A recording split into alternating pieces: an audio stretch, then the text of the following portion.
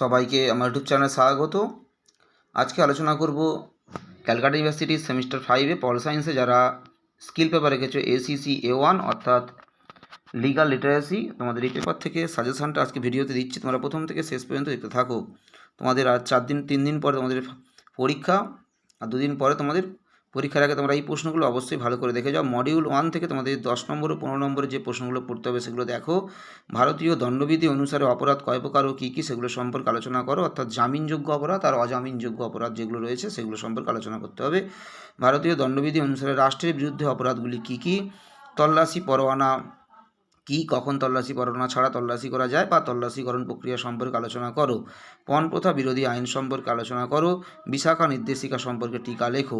এই 5টা প্রশ্ন খুব ভালো করে তোমরা প্র্যাকটিস করে যাবে এবং তার সাথে তোমরা যে প্রশ্নগুলো দেখবে, 6-এর দাগে রয়েছে তোমার বাজেয়াপ্তকরণ টিকা, যারা পারবে করবে। 7-এর দাগে ভারতীয় ফৌজদারি আইন 498 সেকশন সম্পর্কে লেখো। প্রথম 5টা প্রশ্নের সাথে হিন্দু ও মুসলমান বিবাহ সংক্রান্ত ব্যক্তিগত আইন, এটা 2023 সালে পরীক্ষাতে এসেছে, কিন্তু এবছর হয় শুধুমাত্র হিন্দু বিবাহ সংক্রান্ত ব্যক্তিগত আইন কিংবা শুধুমাত্র মুসলমান বিবাহ সংক্রান্ত ব্যক্তিগত আইন, এটা পরীক্ষাতে আসতে পারে। তাই প্রথম 5টা প্রশ্নের সঙ্গে 8-এর দাগের প্রশ্নটা তোমরা একটু ভালো করে দেখে রাখবে। এরপরে তোমাদের মডিউল 2 থেকে যে প্রশ্নগুলো পড়তে হবে সেগুলো দিচ্ছি, ভালো করে দেখতে থাকো।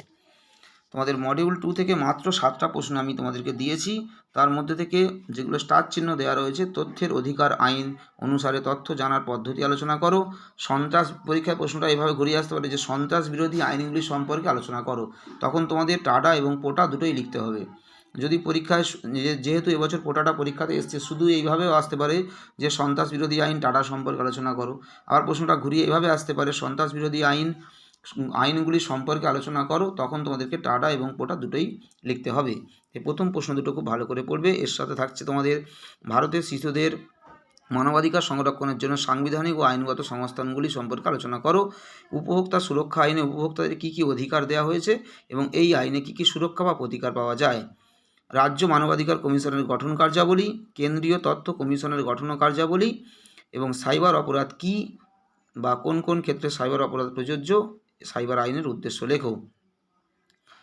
তোমরা 1-এর দাগ, 2-এর দাগ এবং 4, 5, 6, 7 যেগুলো স্টার চিহ্ন দেওয়া রয়েছে, এই 6টা প্রশ্ন খুব ভালো করে তোমরা প্র্যাকটিস করবে। এর মধ্যে থেকেই তোমরা পরীক্ষাতে কোশ্চেন কমন পেয়ে যাবে। যারা পারবে 3-এর দাগটা করবে।